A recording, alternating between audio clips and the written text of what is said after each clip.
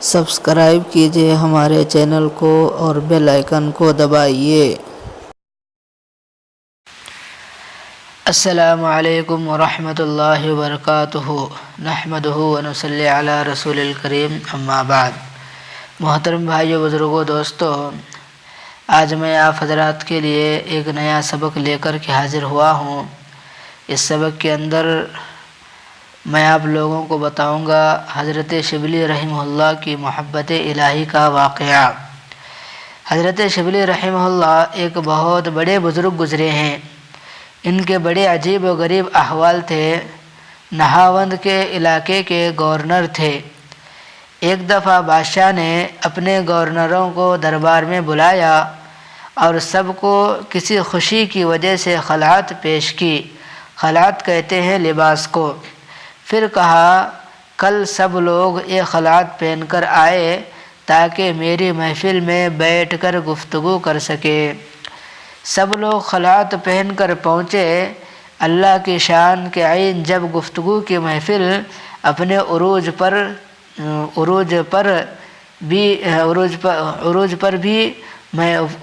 بھی ہے اور محفل گرم تھی۔ ایک گورنر ایسا تھا جسے چھینک آ رہی تھی۔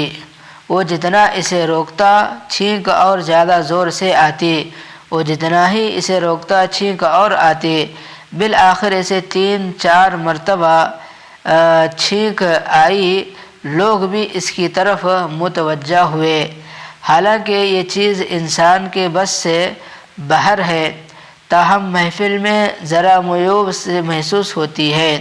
یعنی اس جملے کا مطلب یہ ہے کہ اگر محفل میں کوئی انسان بار بار چھینک رہا ہو تو اسے برا سمجھا جاتا ہے۔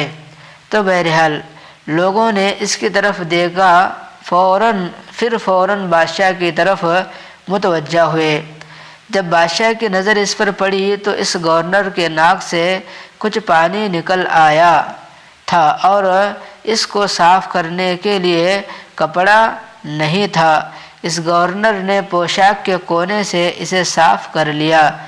جب بادشاہ نے دیکھا تو اس کی آنکھوں میں تو خون اتر آیا۔ گھر جا کے میری دی ہوئی پوشاک سے ناک صاف کرتا ہے۔ یعنی جب بادشاہ نے اس کی طرف دیکھا تو بادشاہ کو بڑا غصہ آیا۔ کہنے لگا کہ میرے دیے ہوئے لباس سے ناک صاف کرتا ہے۔ پھر بادشاہ نے کہا کہ پوشاک کی قدر نہیں کی۔ یعنی بادشاہ نے کہا کہ یہ جو گورنر ہے اس نے میرے دی ہوئی لباس کی قدر نہیں کی۔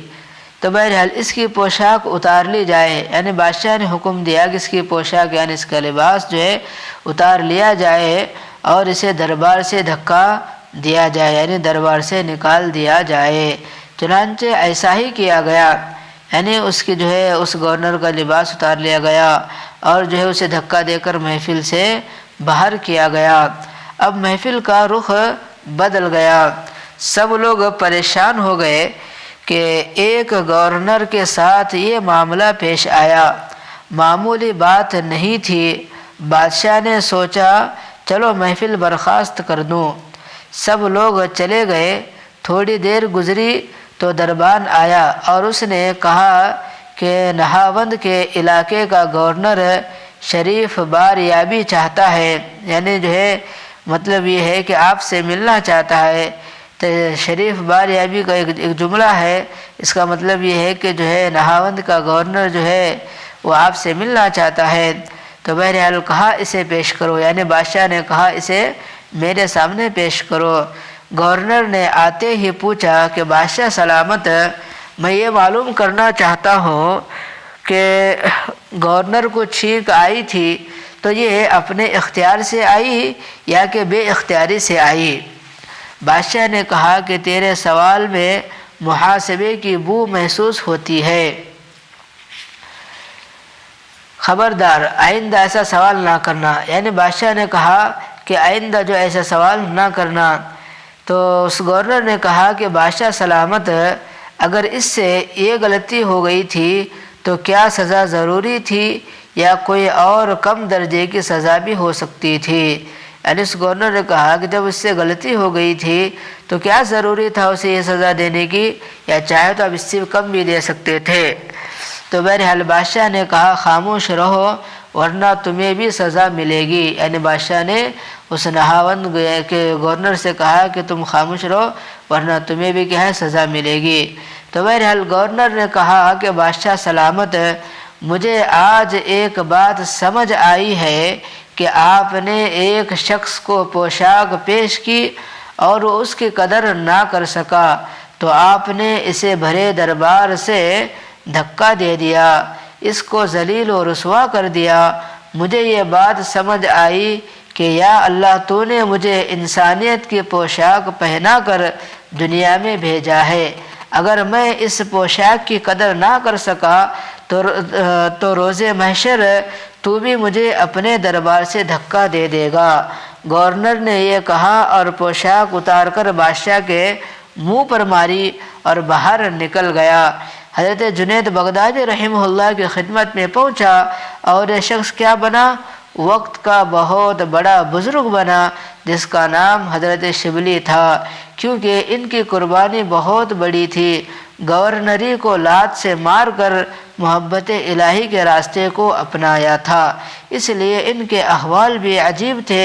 ان پر اللہ تعالیٰ کی محبت کی ایسی کیفیت ہوتی تھی کہ جو عام لوگوں کو نصیب نہیں ہوتی تھی۔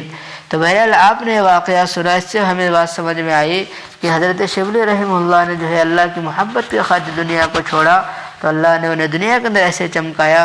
اگر ہم بھی جو اللہ کی محبت کو جو ہے اپنائیں گے، ہمارے دل میں اللہ کی محبت آ گئی تو یقیناً اللہ ہمیں بھی جو ہے دونوں جہاں میں کامیاب کریں گے۔ تو اس لیے ہمیں چاہیے کہ ہم اللہ کی محبت کو اپنے دل میں بٹانے والے بنیں۔ بس اللہ سے دعا ہے کہ اللہ تعالیٰ مجھے اور آپ کو ان تمام باتوں پر عمل کی توفیق عطا فرمائے۔